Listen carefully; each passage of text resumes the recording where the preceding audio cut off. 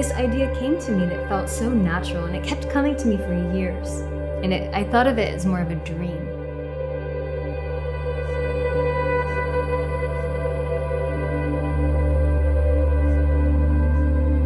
My mom had had a stroke. I started to realize that there were big parts of her memory that were missing.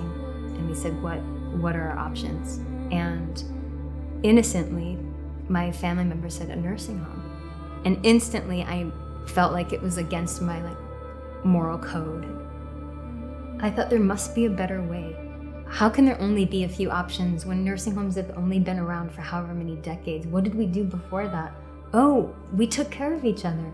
But why aren't we doing that anymore? Because we're too busy. We've got to make money. Really, is it really black and white? Is there really only two options? Or is there a way that we can come back together as a family and still thrive?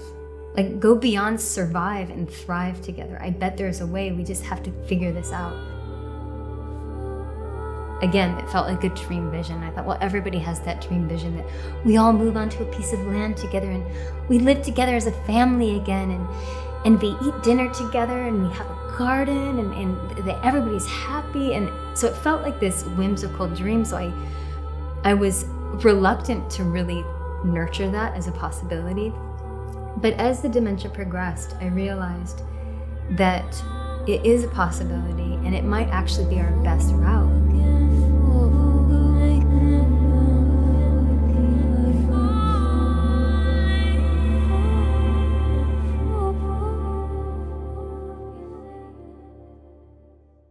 The issue is we didn't have a lot of money, as in, I think she had $7,000 to her name. She lived in a one-person house. In that house, she owed a mortgage on, so she was in debt. And she had some money coming in from Social Security and retirement, but that's all going to pay off the mortgage. And we were about to sell her house and run her finances and take care of her full time. And I had to really quiet out a lot of what I was being told. There's a lot of contradiction in our culture and apprehension and resistance to living together with your family. You perceive that as being you're a failure, you didn't succeed in your career, why are you living together with your family? Are you not independent? Are you not financially successful? And I think that was the biggest narrative when I would propose this idea to others, is it's gonna be miserable. You guys are gonna regret that. It's gonna be miserable. Taking care of elders is so exhausting. It's excruciating. They're so frustrating. They're extremely annoying. They get ornery. They're mean. Is your mom mean? They're mean. And I was like, well, she's no, I mean, she's really nice. She's not mean. She'll get mean.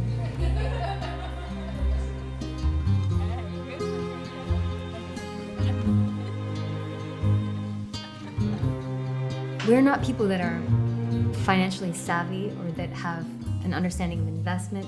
None of us had ever bought a house before. It's not like we were a family that all got along really well.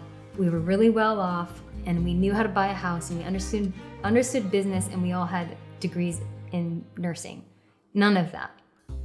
And so we worked together. My sister and her husband and my partner, Kurt, we are basically co-parenting my mom. Having the flexibility with our income jobs is very, very helpful. Yeah. We're very fortunate. There's time for everything. You make time and try to be flexible. We created a schedule and it was each day was divided 8 to 12, 12 to 4, 4 to 8. And we each had shifts, like a job. Mm-hmm. And during your shift, you hang out with mom. You go to town, you read, you color, you play frisbee. Pottery. Yeah, it's not always easy, but I would say that if there's a bad day, you're not crazy and you're not handling it by yourself. You text everybody and be heads up, today's a tough one. Right. Yeah. And everybody is sympathetic, everybody's okay. Everybody knows exactly what you're talking about. Got it. Yeah, and it's interesting. Mom was never very emotional, never showed her emotions when we were young. Yeah. Now she does. Now she does. Now she does. Yeah, she's very open. Yeah. Do you feel Do you feel happy right now? Yes, I am. Yeah. I'm very, very happy.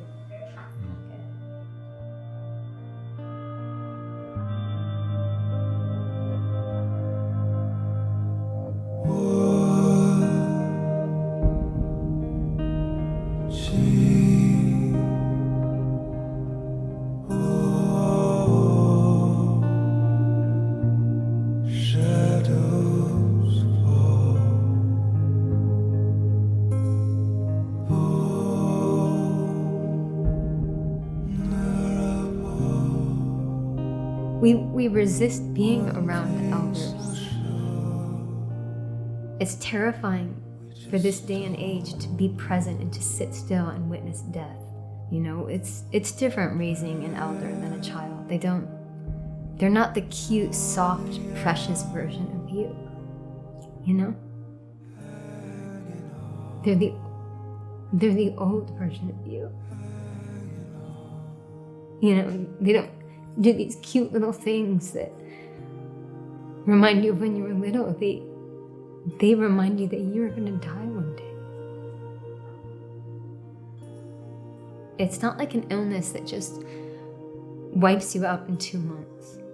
It might be a 10-year slow death, and you just watch them slowly die.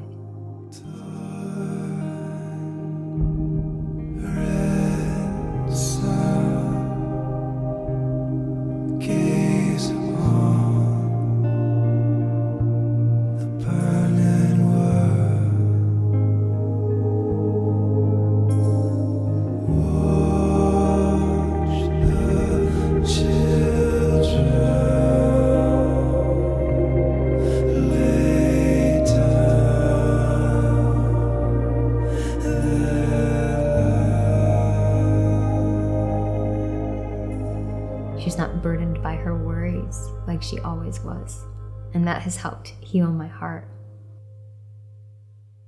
I would say that all of us are happier living here than we have been since we were kids. I don't even know that we were this happy as kids.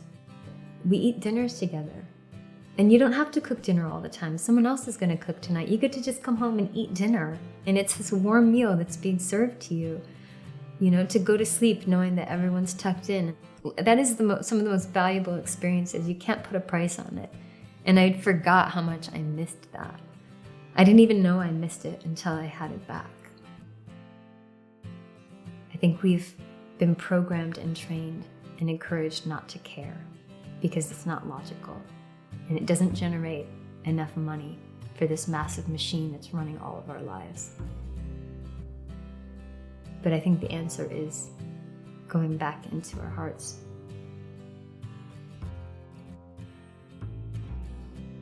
If someone you love has dementia, believe it's possible for everyone to thrive. I think we are convinced that in order to do something that's right, we have to give up a part of ourselves and we have to suffer. And it's not true. You can do the right thing and thrive and feel amazing and help others along the way. I think if we all knew that, we would be unstoppable. We would be an unstoppable force. It's possible there's a whole new experience of family. And it doesn't have to be the people that you share blood with. It could be a community. To reawaken a remembrance of what family feels like and create your own story. We remember how to take care of one another. We know how to love.